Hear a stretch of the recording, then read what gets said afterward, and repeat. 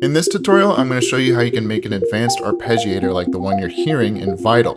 I'm also going to explain to you why I think Vital has the best arpeggiator out there, despite other synths having dedicated arpeggiator or sequencer modules.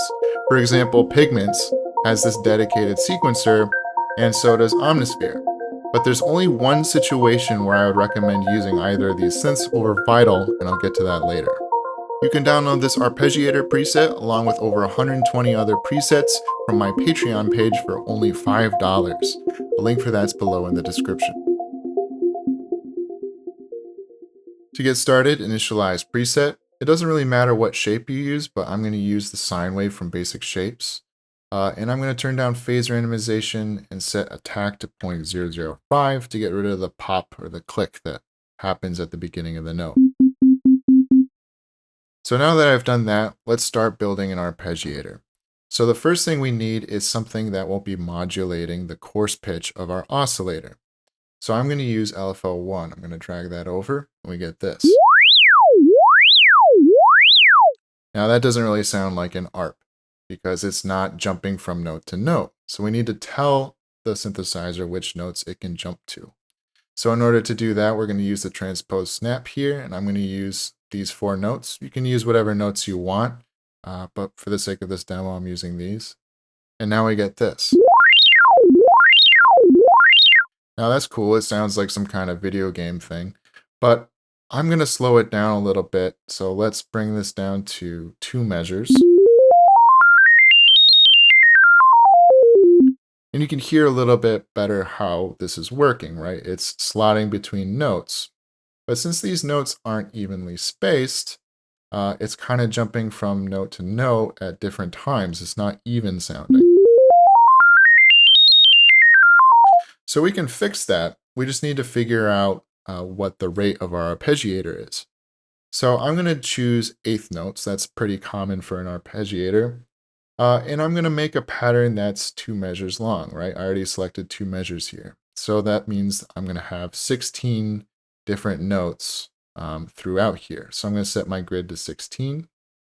And then I'm going to draw in the amount of modulation I want for each note. So I set this to 16. I'm going to set this to 8. And then I'm going to set this to 24. So I'm modulating a maximum amount of 2 octaves here. And since I have 4 notes to choose from per octave, I chose 8 here, but it's fairly arbitrary. Now, in order to draw in different notes, I want to choose the step function here. So I'm going to use the paintbrush tool and then choose step. So now I can drag around and click and choose the modulation amount for each step of the arpeggiator. So this is going to control what note it plays. So I'm going to choose a shape, and this is pretty arbitrary. I just want something that kind of jumps around and kind of has a nice contour to it. It doesn't really matter.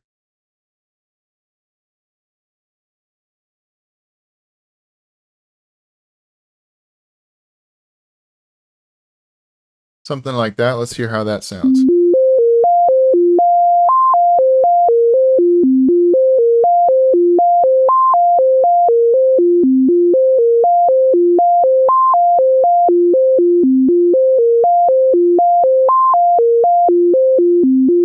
I think that sounds pretty good, but it's a little bit boring. So let's find ways to spice this up. So the first way I'm going to spice this up is just by making it sound like each note is its own note, right? I'm going to have a little bit of decay on each note. So I'm going to turn down the level here. I'm going to turn the tempo here to 1/8 notes. And now we get this.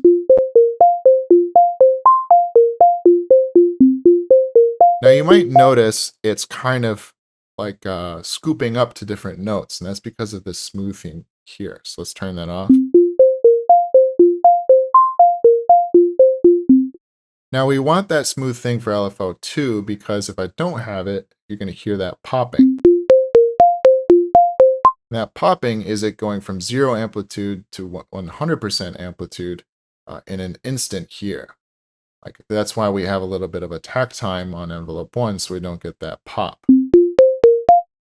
So the default here is actually what we set here, 0.005 seconds. And that basically just blends the beginning and the end of the LFO here. So we get no pops. So this sounds good, but let's find ways of mixing this up a little bit. So one thing we can do to mix it up is changing the shape of this amplitude envelope.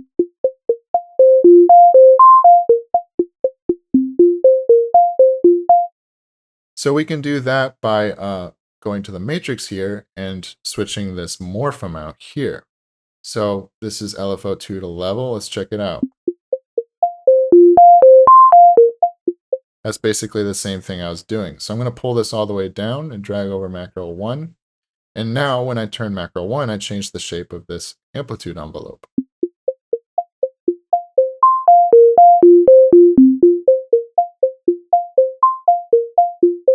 So I'm going to call this shape.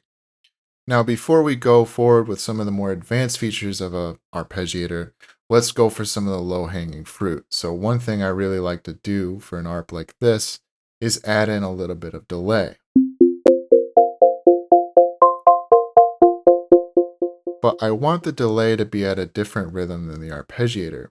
And one thing that I think really sounds cool in an arpeggiator is when there's a 2-to-3 ratio in rhythm. So let me show you what I mean. These are eighth notes. So if I set this to dotted eighth note, right, this is like basically 3/16 notes right here. So as a result, you're going to hear a smaller subdivision happening when I play the arp.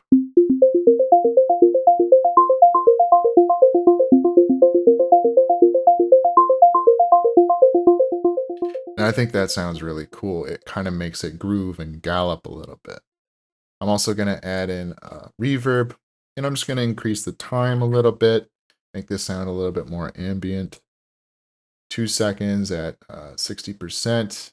I'll lower the mix a little bit to about 20.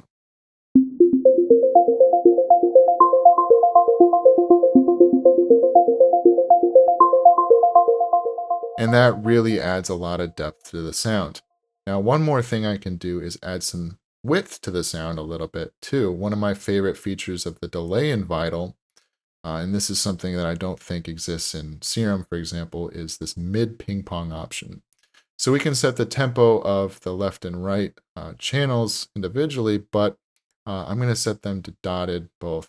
And now you can hear the difference.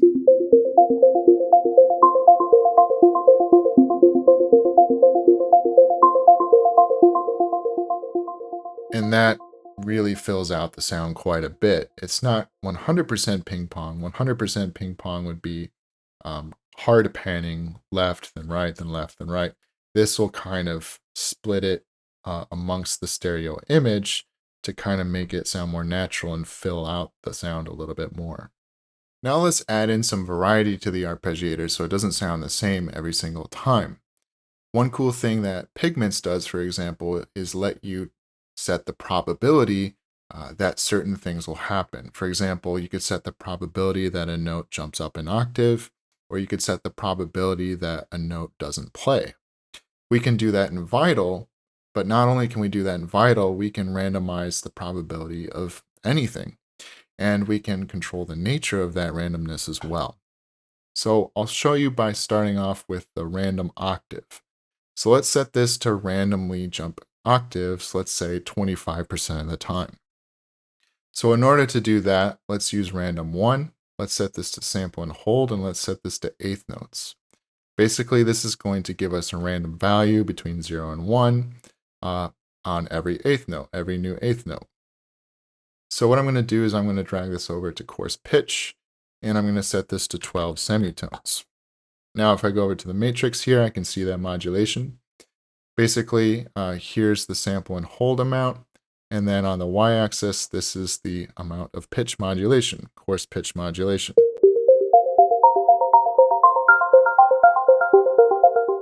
But as you can see, basically, it's randomizing the amount here. But that's not what I want. I want it to either be 12 semitones or 0. So I want it all or nothing. So it would look like this. Nothing or all. And right now this is at 50%. So if I want it to jump octaves 25% of the time, it would be 25% of the width here, like this.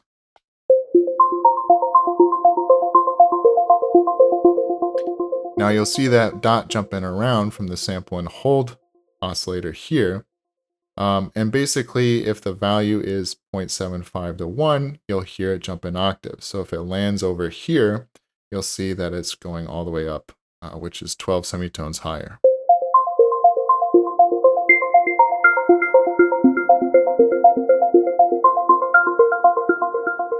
So that's a simple way that we can add in some variety to the sound.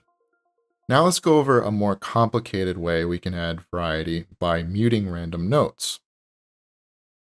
Now you might be thinking, this is going to be the exact same thing. I could just randomize this modulation amount here. And we could do that, but one thing that we can do in Vital is control the nature of that randomization. For example, I don't want it to ever randomly mute more than one note in a row, because let's say I have it muting notes 25% of the time. Well, if this plays for a long time, there's a pretty good chance that several notes in a row will be muted, and I don't want that big gap to happen. So what we can do is have a shape like this, and then have it mute every third note, for example. So if I do this, if I move this a little bit, I could drag this over to this modulation amount. And right now this isn't randomized. Right now this is just going to mute every third note. Oops. It would do that if I set this to quarter note. Let's see, dotted quarter note. There we go.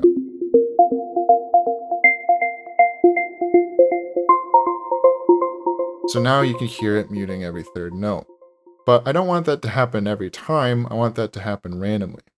So I'm going to have another LFO with the same tempo. Actually, it really doesn't matter what the tempo of this one is, because this one's just always going to be on. And we're going to have this modulate the same thing that LFO3 is. And then we're going to randomly pick which one of these is doing modulation.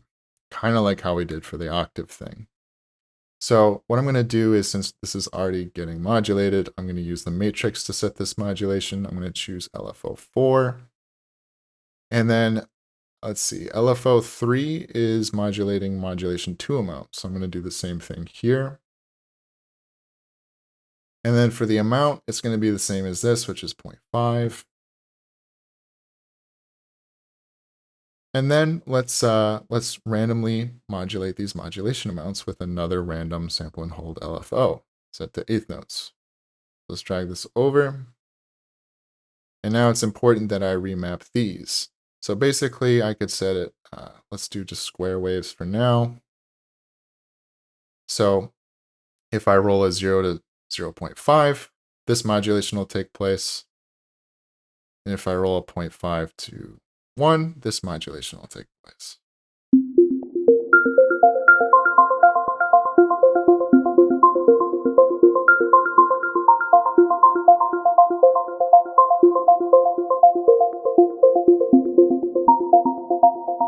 And I'm getting a little bit of a click here. It might be because I need to do something like this. Pull this over just a little bit more.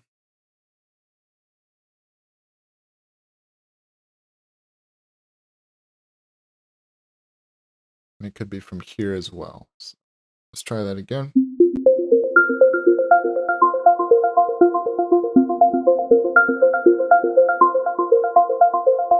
Now that sounds pretty good. It's randomly muting notes.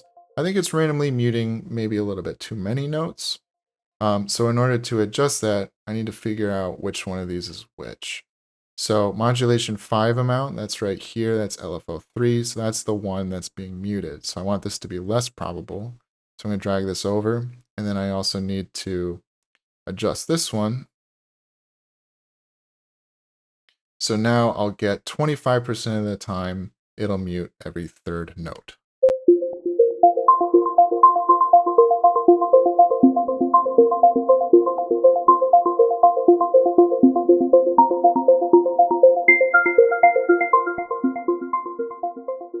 Now let's add in some more controls for this arpeggiator. One cool thing we can do is modulate the range of the arpeggiator, because right now it's fixed at 24 semitones or 2 octaves. So one thing I did in the demonstration at the beginning of the video was modulate this modulation amount with a really slow LFO. So 8 measures, and then I set the grid to 4x4, chose the step, use the paintbrush, then I can do something like this. Now I'm going to drag this over here, and I'm going to increase this modulation amount to 48, which is 4 octaves. And now let's hear that.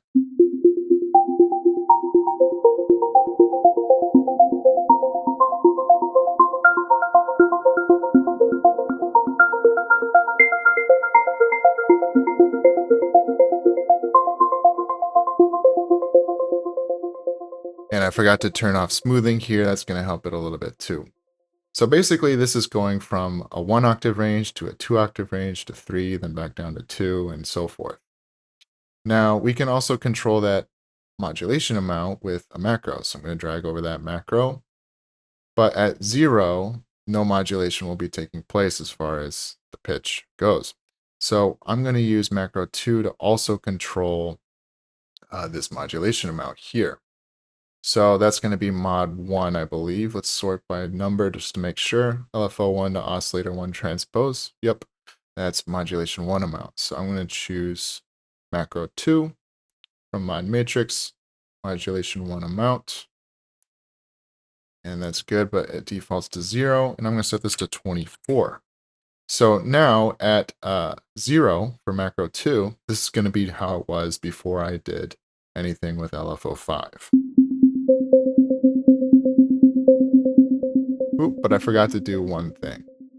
One very important thing. So for this macro 2 to modulation 1 amount, I need to set this to saw down. And now it'll be the same as it was before.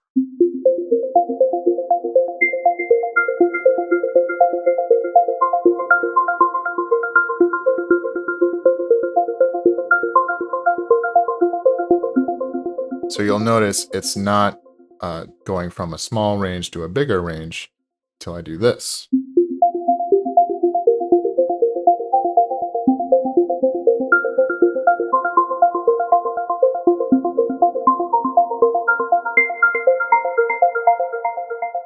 So I'm going to call this range mod. Now let's use macro 3 to control the rate of our arpeggiator. And this is just a little bit tedious, but I'll show you a way to make it less tedious, because we can drag this over to the tempo of every single one of our LFOs here. But we need the amount to be the same for each one. As you can see, the amount differs quite a bit when I drag these over by default.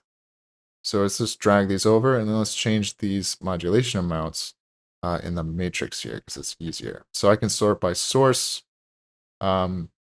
We're going to use macro 3. So go down to macro 3. And then I'm going to hold Alt, and I can type in basically the value I want for all of these. So I can just do 3 for each one of these.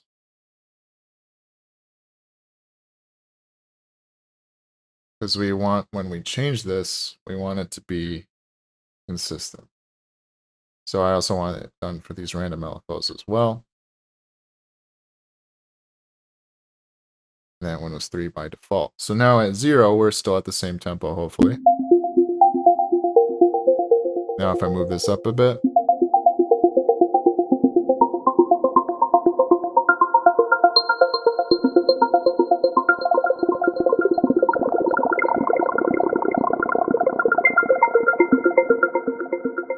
Let's call this rate. And then for macro 4, I did something kind of cool in the demonstration, but instead of actually doing it and doing the full walkthrough in this video, I'll just show what I did in the other preset. So in the demonstration I did at the beginning of the video, in that preset I have macro 4 controlling the probability of the octave randomization. And the way I did that was by duplicating these modulations here from random 1 to oscillator transpose. You can see that they're all the same. They all have the same amount. But if we go to the matrix here, and if I sort by source and go to random 1, which is up here, basically each one of these has a different probability. Then I assigned macro 4 to control these modulation amounts. So basically you can see macro 4, we're going all or nothing between those modulation amounts. So basically, I'm changing the probability with this. So from 0 to whatever this is here, there's very little octave randomization until 25% here. And that corresponds to, let's find it, this one right here, which is just 1 out of 8 chance. Then when I pass that threshold, let's go back to the macro 4 modulations here. So from 25% to 50%, I believe that corresponds to that modulation right there. So you can see that's a little bit time consuming, but that's how you could set up a macro to control the probability of a modulation taking place. By duplicating that modulation, changing the probability of those modulations, and then having the modulator, in this case macro 4, modulate those modulation amounts. So anyways, that's it for this tutorial. I hope you enjoyed the video, and thank you for watching.